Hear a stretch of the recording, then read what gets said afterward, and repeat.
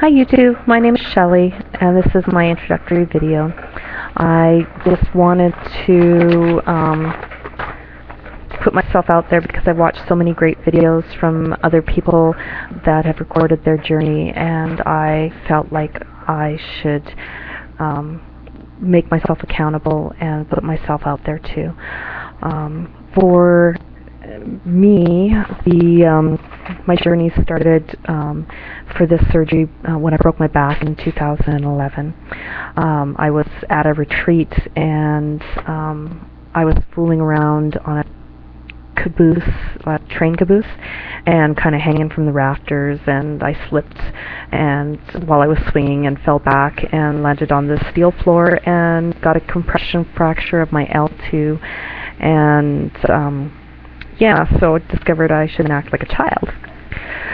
Okay, so once I was healed from that, the only lasting injury that I really had was I do have back pain, which I take medication for, and the other problem is that my leg goes numb after I've walked for about 5 to 10 minutes. I did get the referral over to the revision clinic in Edmonton, and I went to various weight loss classes and saw a psychologist and a dietitian and a nurse practitioner for about, I don't know, 4 months. And I was ready to have it last summer, and they were just waiting for having a scope done, to book a scope for me to be able to see the doctor.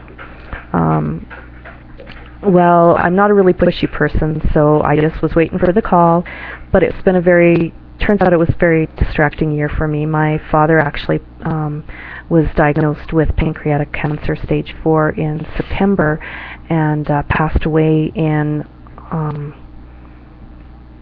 February. And so it might have been a bad time for me to have had the surgery, so I think that things happen the way they do for a reason.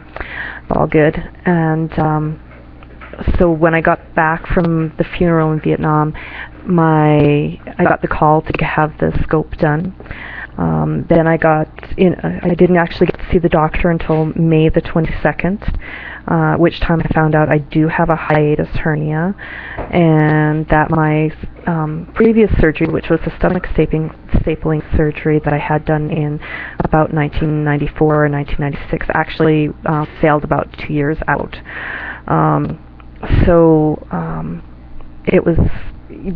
It's definitely something I want to get fixed.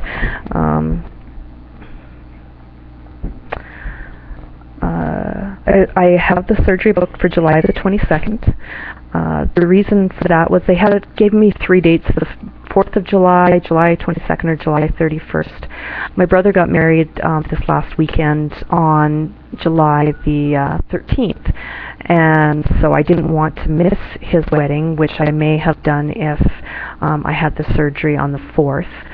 And so I chose the 22nd. I also figured that the wedding would be a very nice, big, happy distraction for me, that I could focus on something other than the surgery.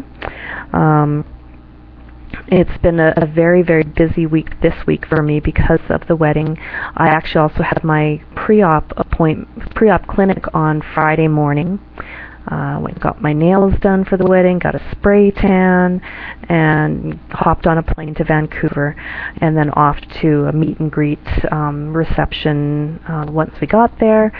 And yeah, it was a wonderful, wonderful weekend. I really, really enjoyed it. I didn't actually even tell my brother that I'm having this surgery because I didn't want any kind of distraction from his moment. It was a very, very special occasion. And what else? So after this pre-op clinic was supposed to last about 4 hours, but it only lasted 2 hours on the Friday, and I got a message on my cell phone while I was in Vancouver saying that there was something up and that I needed to come back. So I didn't know what that was about.